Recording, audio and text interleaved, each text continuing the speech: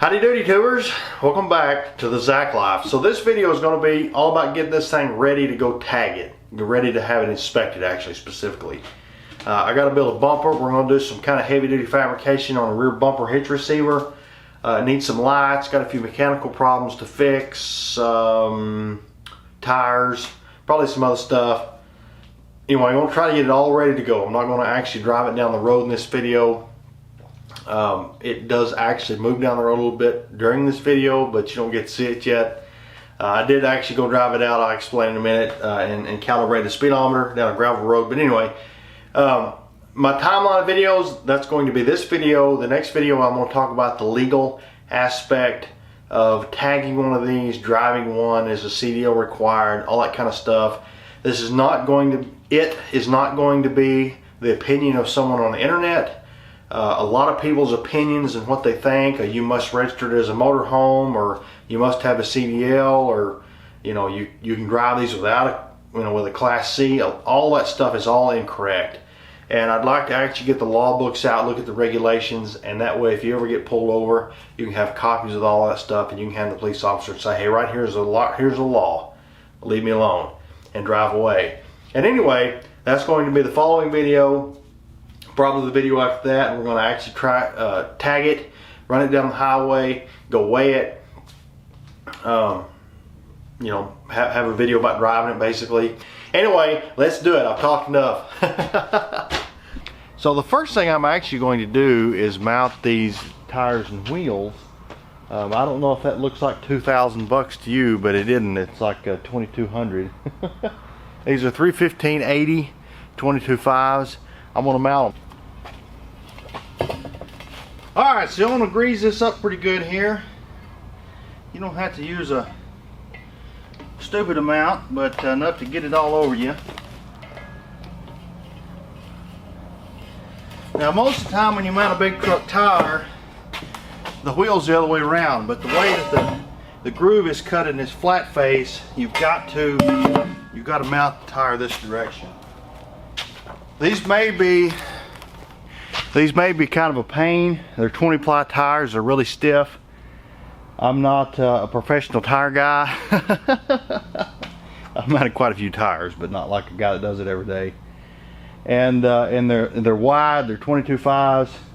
They sort of got everything going against me. It may be off camera here, but I'm gonna grease up the wheel with the liquid soap.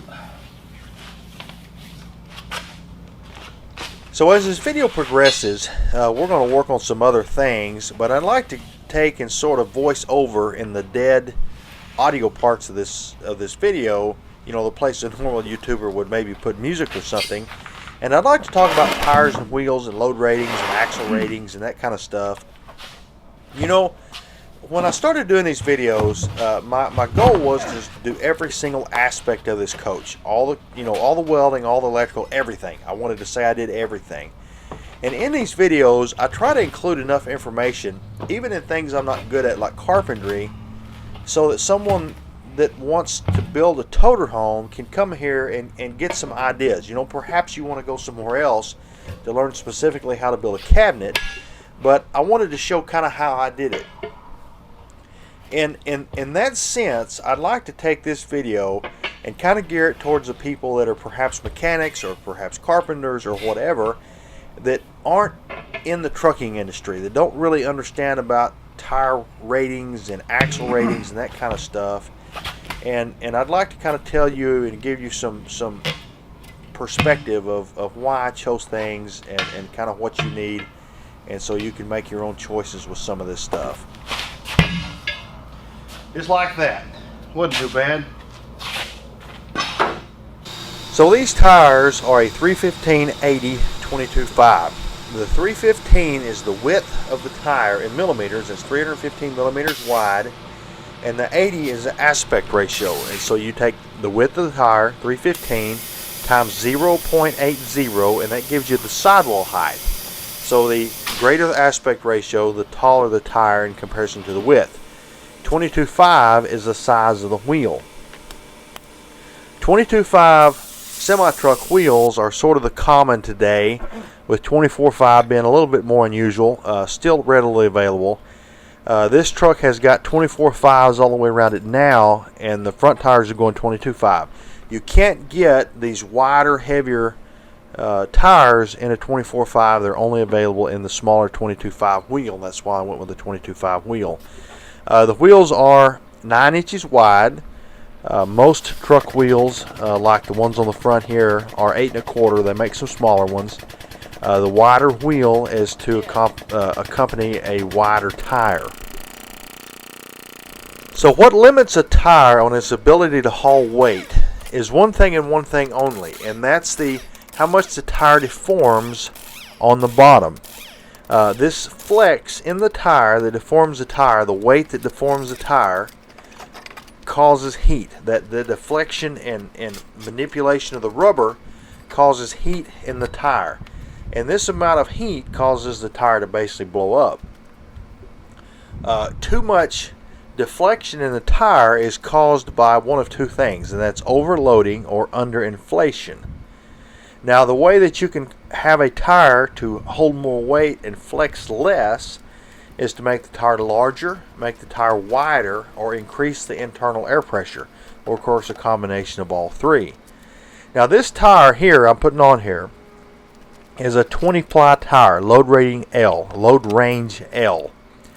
Now, calling a tire a certain ply is not something that's really a viable number anymore. I mean, it means something to someone, but there isn't 20 plies of anything in this tire. Those numbers come from the old days of bias ply tires, and there would actually be 20 bias plied layers of cord in the tire. Today there's not 20 plies. This is just a rating of a load range L.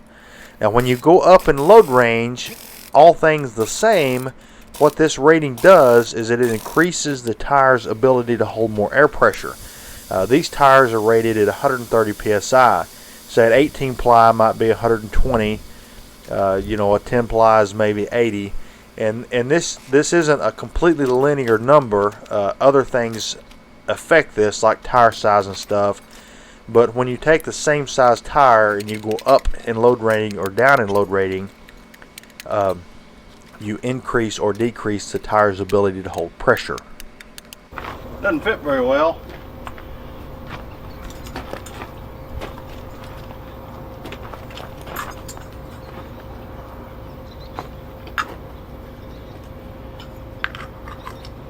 I got some more of them little chrome lug nuts coming, and that hub cover doesn't fit. I'll figure out what the heck's up with it and get the right one.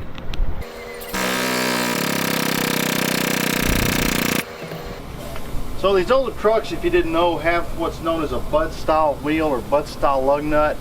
That's technically called a stud aligned. The actual stud that comes out of the hub is what aligns the wheel, not the hub. And that's in contrast to a hub aligned. It's just got one nut.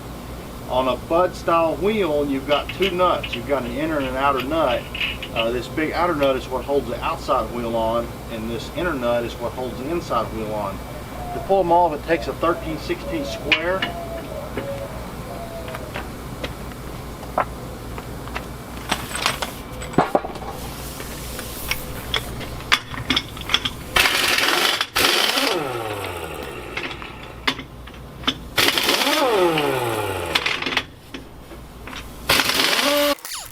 So the tires I put on the front of this thing have got a weight rating of 9,090 pounds at 130 psi. Often people think this 130 psi is the tire's maximum air pressure rating, and this is incorrect. 130 psi is the minimum pressure that the tire can handle its maximum load. Often people, especially with small travel trailers and stuff that are undertired, they come up with this idea that they want to start out at less pressure, because after they get the tire's hot, the pressure increases. And this is incorrect. If you start out at 125 psi instead of 130 at maximum weight, that'll cause more sidewall flex in the tire than the tire is designed to handle. It stresses the sidewall and the cords and can cause heat to build up inside the plies of the tire, not necessarily on the outside of the air in it, and can cause a tire failure. If you're running a tire at its maximum weight rating, it needs to be aired up to exactly its cold pressure rating. As the tire warms up, it'll increase in pressure above its cold pressure rating, but that's exactly what the tire is designed to do. Now, one thing you've got to keep in mind is when we talk about the heat that's built up in the carcass of a tire, rubber is a very good insulator. And you can have, on a relatively cold day running down the road, the outside of the tire may be, cool to the touch or just slightly warm. But that doesn't mean that an inch deep into the rubber of the tire that it's not extremely hot enough to cause the the rubber to fail and the plies to split. You got to remember that just because you can put your hand on the outside of the tire and the tire doesn't necessarily feel that hot, it doesn't mean that inside the rubber, an inch deep, that the tire is not extremely hot. Something else you got to keep in mind is the axle weight ratings of these trucks. In the old days, the typical axle rating was around 12,000 pounds. I think today with the newer, heavier engines, a lot of times it's a little bit higher.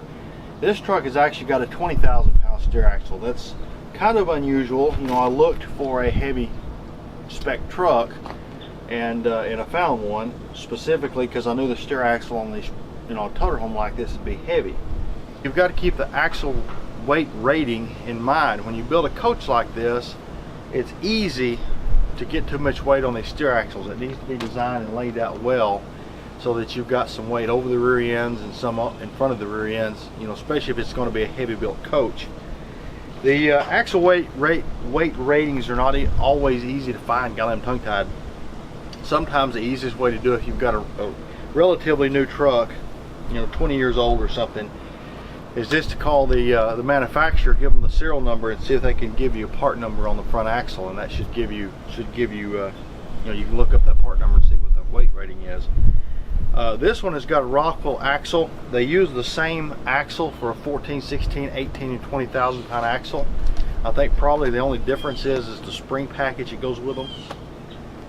Another thing to consider is if you go to a wide base tire like this, most trucks with standard 12,000 pound steer axles has only got one steering box. And if you run wide tires and you put a lot of weight on the axles, you've got to, a lot of times the one steering box won't have enough power to turn the wheels. A lot of these trucks have got twin steer boxes. It's got one over here, one on the other side. The other one is a slave. There's no shaft that goes to the steering wheel, but it's connected hydraulically. This truck has got a hydraulic cylinder down here that hooks to the drag link. I've heard these called a hydraulic drag link. It's just a little bit different way of doing it, probably an older style. So you probably noticed I went to a flat-faced wheel, as in contrast to a regular semi-truck wheel, that would run on the front or the back. These are front only. A 359, if you look down the nose of it, a 359 is narrower than most other trucks. The cab's narrower, the hood's narrower, and also the front axle is actually about 2 inches narrower. The problem with this is the frame on most all trucks is a standard width, about 34 inches. And this truck probably originally came out with like a 365/70, a significantly wider tire than this even, or maybe some kind of a tube top, split rim equivalent of something like that. But anyway, it had a wide tire on it, and the problem with a wide tire, a narrow axle, and a standard width frame, is that the tire will get into the frame when you turn the wheel all the way, or into the drag link, or something. And so anyway, this thing has got stops in the axle to keep the axle from turning very far. It takes about, the old trucking song, I can't think of who sang it, give me 40 acres. It takes 40 acres to turn it around. Anyway, I went to a flat-faced tire because it offsets the tire out a little bit, along with the fact I like the way they look. And I'll be able to go in here and actually adjust and grind and cut these stops out on the axle to make the axle turn farther, perhaps not as good as a new Freightliner or something, but farther than it was originally. Help this thing, get around in a campground. I've got to get a bumper on this thing to get it inspected. I got to have the bumper for one, and then I got to have the reverse lights and stuff that will mount on the bumper. And I don't want to just hack some light on here just to go get it inspected. If I'm going to do it, might as well do it right. I know a lot of y'all are fixing to call me an idiot in my design of this thing, and perhaps you're correct, but nonetheless, it's the way I did it. If you'll go back to one of the very first videos when we talk about building the frame, the fuel tank is actually structural in this thing. The fuel tank is sort of cantilevered out on the end of the frame, and the coach is supported off the fuel tank. Now the fuel tank is 1/4 and 3/16 plate. It's stout. It's extremely strong, but nonetheless the fuel tank is structural. The bumper and the hitch receiver, and I'm fixing to show you how I'm going to build the hitch receiver, is actually going to weld to the fuel tank. Now the frame comes most of the way to the back of the fuel tank, and it's welded out to the plate on the outside of the fuel tank, the outside edges of the fuel tank. And so the frame and the tank are one. The tank is actually held structurally sound by the frame and vice versa. And so my hitch receiver and all this bumper and stuff is actually going to weld to the outside of the fuel tank on the outside of these plates, in basically the same place or right under where the tank is welded on the inside of the frame. I hope that makes sense. So the only thing that the fuel tank is holding is just sort of, you got a frame on the inside, a hitch receiver on the outside, and there's just a plate of the fuel tank between the two.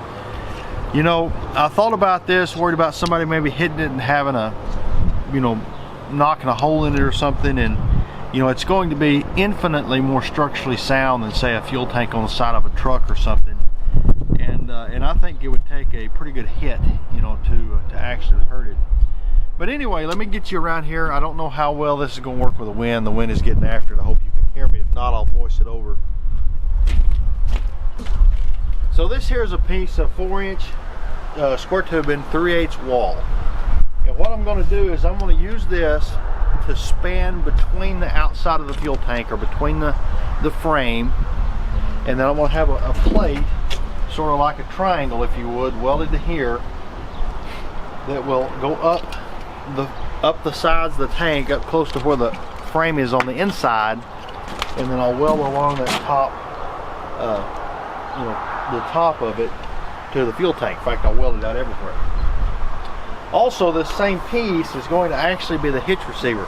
Obviously, most hitch receivers are, you know, 2-inch. Some of them are 2.5, and I'm gonna build one that's 3-inch. Why? Why not? That way nobody can steal my hitch receiver, because then they can't use it on anything. So anyway, the first thing to do is just cut this to length. I'm gonna mark it, torch it out. We're gonna do some good old-fashioned, I guess it's old-fashioned, new-fashioned, whatever, fabrication. If you run a tire at less than its weight rating, you can also run it at less than its inflation rating. This is because less weight causes less flex in the sidewall and takes less pressure to keep this flex from happening. Now, a lot of tire manufacturers, and this is one thing I like about Michelin, they put this out in their website, put out weight inflation tables, and it tells you how much that you must inflate the tire per how much weight the tire carries. And you don't have to email them or anything. It's easily attainable. It's right there on the internet. By the way, to sort of change gears here, these holes I'm fixing to torch out in this thing, or I am torching out, are for some 1/2-inch nipples that go through this hitch receiver. And those are where the trailer air glad hands will hook up. And this will kind of protect them and make them real easy to get to and hook up. But anyway, the tires on the front of this coach, as I said, are rated for 9,090 pounds. The steer axle of this truck will not weigh 18,180 pounds. It's significantly lighter than that. Perhaps heavier than the tires I had on it previous would handle, but significantly less than these tires are rated for. Now, I did this on purpose. I wanted some overkill in this for a couple of reasons. These weight inflation tables will let me lower the pressure that these tires have in them from, say, 130 pounds down to 110, 105, you know, down around 20-25% significantly. And what this will do is this causes less stress, internal stress, in the tires, because you don't have the air pressure trying to rip the tire apart. Also, at 110 pounds, that's still significantly higher than Michelin says they must be inflated to carry the weight that I think this coach will weigh. So I've got less internal stress caused by air pressure. And then also less sidewall flex in the carcass than the tire was designed to be able to handle. So you've got less internal stress and less heat. And this overkill is something that I wanted. It's catastrophic to have a tire blowout in the front of one of these things, especially with one of these 359s. The hoods are fiberglass. They just explode and are extremely expensive to replace. But anyway, I wanted this overkill with a good name brand tire, so the chances of a tire failure are minimum. This is especially true with a motorhome that doesn't get a lot of miles put on it. Typically the tires get old before you wear them out. If you're going to try to run a tire that's 5 or 6 years old on the steer axle of a truck, you don't want one that's stretched to its absolute design limits. You want some headroom in it. So I'm about ready to try to weld this thing on. And as I said at the beginning, this is in the, welds to the fuel tank, or, whatever. The fuel tank is sort of sandwiched between the frame and this. It's probably a better way to put it. And, it's diesel. Typically, it's not that big of an issue welding on a diesel tank. And I'm not really that worried about welding on it, like it blowing up hurting me. But what I'm concerned about is sometimes when you do weld on a diesel tank, if you get a bunch of if you would, the smoke, like when you boil the diesel, if you're welding on something that's got diesel residue on it, that smoke will sort of ignite. I don't know what the technical terminology here is, but it'll go poof, not like kaboom, not like hurt you, but you'll get a whoof. And what I'm really worried about is this tank going whoof and sort of swelling out the square edges a little bit, because it wouldn't take me just a couple of PSI to do that. And then the floor in the bedroom is going to be humped up, and it would just be a total disaster if that happened. So I feel like I owe you an explanation of what the heck I'm trying to do here. I've got a red 1-inch hose. This is just a standard sort of oil-filled hose I use. It's got cam lock connections on the end of it. But anyway, stuck this hose in the fuel tank, and if you remember, the fuel tank runs downhill to the front, and I just sort of stuck this hose into the front of the tank, or towards the front of the truck. Ran the other end of the hose into that blue barrel, stuck my shop vac in one bung of the barrel, and then wrapped a shop rag around the red hose, kind of sealed it off to the other bung, and it actually created enough vacuum. It sucked this tank dry in just a couple of minutes. It had like a 1-inch stream of diesel. It worked quite well, surprisingly. So I'm gonna crawl under the grinder and grind all the where it's gonna be welded, the what's it called, Raptor liner, off the tank, so we get a good weld. It's hard to get under there and video it. It's so short and me crawling around. We'll grind it, install it, weld it. You get to watch what I can video, I guess, huh? So, spoiler alert, the reason this thing's so dirty is I actually drove it a couple of miles down a gravel road to calibrate the speedometer. The speedometer, the new electronic one, has got a deal. You hold the button down and then drive it like exactly 1 mile and release the button, and it self-calibrates the speedometer. And anyway, I needed a flat road that was straight with no curves that I could stop on or drive really slow. And anyway, there's a gravel road right down from my house. And anyway, it's got a couple of miles on it. In the next video, I plan on getting it out and actually running it down the highway and getting it inspected and tagged and everything. But at this point, it actually has gone down the road a mile or two.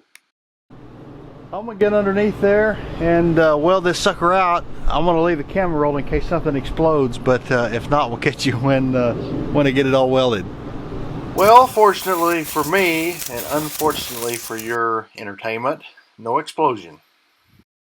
So I'd like to kind of explain what's going on here. This will sort of come together in a minute, but I'm not going to get this actual project completely finished in this video. But what I am planning on doing is to get enough of a bumper to pass state inspection. So I got a piece of 3-inch tubing that I cut here and welded ends on it to cap it off. And this is 2x2 by quarter square tubing I cut up, and I'm making some L brackets here. These L brackets will weld on to the 3-inch back bumper structure here, and then also to the hitch receiver thing that I just put on the fuel tank. Spray it black and mount it on there. So the finished product here that I plan on is I want to take some 1/4-inch aluminum and make a bumper that's about 8 inches tall. That'll make a sort of a C channel, if you would. And this 3-inch square tubing here will be the structure of it. It'll bolt to it, but the aluminum will just be sort of a decorative bumper. And of course, if something actually, if you bumps into you, the steel 3-inch tubing will be what holds the bump. So I'm gonna go back with a 21 SI Delco. These are sort of the common alternators for the older trucks back in the 2000s. These are really, really good. This old truck has some kind of an externally regulated lease-in-the-ville alternator. They're probably pretty good alternators. The voltage regulator went bad, and it was supplying full field voltage to the alternator. And of course, this is going to blow the batteries and lights and everything else up. And anyway, it probably could have been fixed, but I just wanted to go to something that's a little more modern, and I'll have a good core for it if I've got any trouble out on the road. It'll be easy to find one. And I just thought this would be a better deal. I'll chuck that lease-in-the-ville in the scrap pile.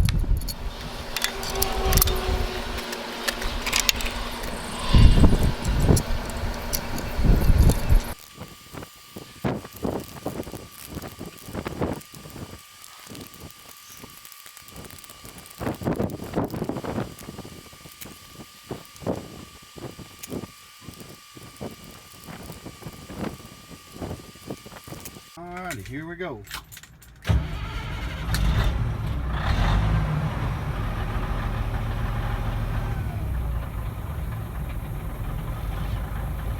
So I've got some new old stock chrome signal stat lights. I want to put these right here in the on the mirrors. This truck, when I bought it, had some smaller lights that were scabbed on. I don't think they're original, but I like the way they look. Well, appreciate you watching. I got it all lit up, as you can see. It's ready to go have an inspection put on it. Monday I'll probably do that. The next video is going to be, as I said, about the legal requirements, driver's licenses, insurance, the tags and titling, changing title over and all that kind of stuff. I'm gonna go over that in detail. Right after that, the next week, we should already have it on the road. I'll video, take y'all along for the trip to go have it inspected. I'm gonna weigh it. I got another little deal going with that, and we'll explain later. Appreciate you watching, and we'll catch you next week.